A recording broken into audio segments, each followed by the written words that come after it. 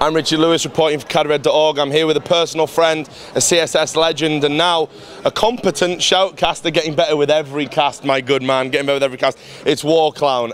Dude, it's great to see you here. It's great to see your new career as a shoutcaster going so well. I gotta be honest, I've really been enjoying it, and I was gutted for you when you couldn't go to the Eye series. So this must be awesome for you, because now you're like casting with a legend like Red Eye. Yeah, I got so much to learn from this guy. But yeah, I'm enjoying it, and as you were saying, I'm actually getting better and better for every time. Some of the casts I've been literally face palming. I was like, what did I just say? And you really get put on the spot when you're a shoutcaster, because hard discipline. Yeah, it is. So yeah, I can't wait to keep doing this, and hopefully Gamecast or other people will keep giving me the opportunity. Well, I've got to ask as well. I mean, look. Casting, what's harder, casting or playing? Well, obviously playing, because it's a lot more time consuming. I mean, if I was still playing, I would have been inside 6 days each week for a month, playing 6 hours, and also putting in the time for deathmatch in between. And now I've just been chilling for a month, and now I'm here. I can drink beer and enjoy. Well, yeah, which is always nice. Yeah, I mean, it's great. What about, you talking about the early casts, like what were you doing to sort of get better at it? Because I'll be honest, right, I've listened to your casts, pretty much listened to all of them. I think you had a lot of personality. Like, I actually enjoy listening to you. Like, when you first started, I was like, yeah, you and Blinda had such a great, you know, like all the gay innuendo jokes and everything, and I thought that was like something a little bit different. But you've slotted into a more professional, shall we say, kind of cast really well. I mean, so have you been working on it? Have you been practicing? And if so, what you've been doing? It boiled down to, as you were saying, when me and Blinda did this Rage Fest thing, we got a lot of followers loving the way we weren't professional and just say whatever we wanted.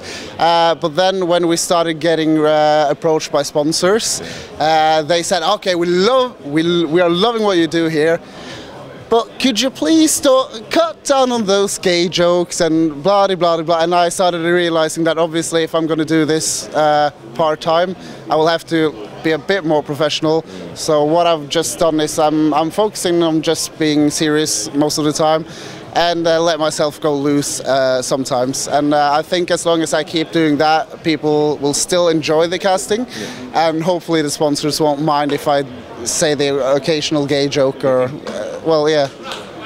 What about the games? Because the games here have been awesome. I mean, like, it has been so ridiculously good. I've seen already, like, one of the best games I've seen in about 2 years with the Very Games 969 guys. I mean, you were commentating on that. I mean, talk me through it, because you're a fellow Norwegian. That could have been you in that team, right? Man, you have no idea. We were shoutcasting another game to Shark Gaming and Speed Gaming.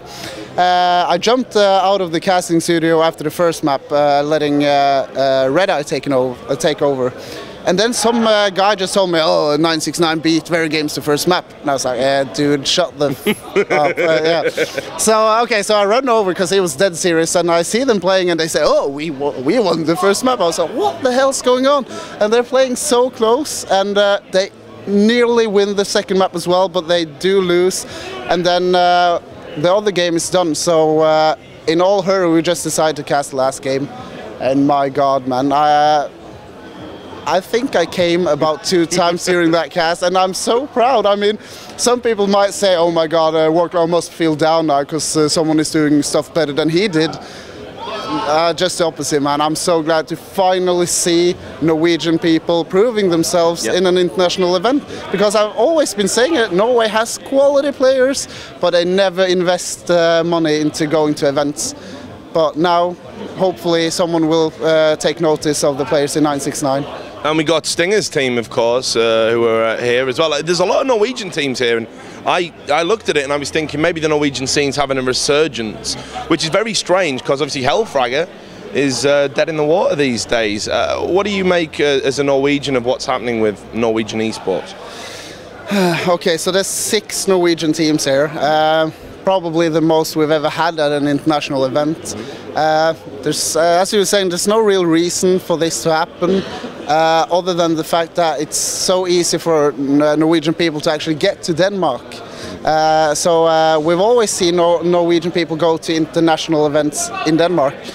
I just think it's the fact that this gathering sensation, I mean this, you mean when you gather 10 people and just play mixed teams, it's just completely blown out of proportion in Norway, and people just play and play and play all the time, and it's mixed up a lot of new teams, and people are playing 10 times more than they usually did, and that's pretty much just sparked kind of the feeling, I think. Yeah. That, okay, we're pretty good now. We might stand a chance at the LAN, and I don't know. I think it boils down to that. So now that you're a pundit and you're supposed to know about the game, you'll have obviously been looking at the tournament and thinking to yourself, you know, this team's going to win, this team's going to surprise, this team's going to flop. So who are the winners? Who are the surprises? And who are the crumblers? Okay. I'm going to go out on a limb here and just tell everyone that Vera Games will not win this event. I think that they have been put in a pretty awkward situation after the Norwegian game and might be doubting themselves a little bit now. I'll just interrupt you briefly. You told me a great story at the bar before this. Everyone's been saying, oh, Vera Games weren't, you know, playing seriously against the Norwegians, but that's not true, is it? No, because after the game here in the press area, Existence was setting up with the Vera Games managers and news writers, and me and Paul Red Eye grabbed him for a while, just asked him a few questions, and whatever we asked him about, he was literally sweating, man. He was a bit shaky and stuttering as well. I mean, they did not throw the game in any sense. They literally met a team which played so different that nothing that they had set up would work. And he even said it himself, we played with all our strats, but after the second map we just decided that, okay, normal strats won't work against these people, and they just started basing everything on their personal skills, and it worked out in the end, but they really had to fight for it, and yeah. So if Vera Games aren't going to win, who are? That's $1 million question. Rockout? I really hope Rockout will win, but for some reason I don't see them winning. I don't see anyone winning. It's one of those events. I know.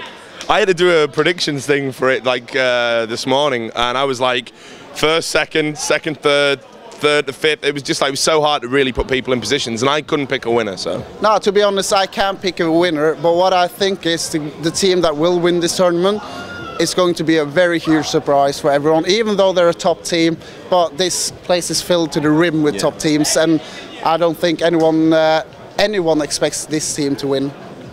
Whoever it may be. Yeah, exactly. So, surprise package next. Who's that going to be? Because obviously it's easy to talk about 969 now. Let's not benefit hindsight, ignore that. Who's the surprise package in your opinion? I'll just say straight away that I never thought 969 would surprise me. No, I don't think anyone would. So I'm not going to be Mr. Hindsight here. Well, actually, I knew that would happen.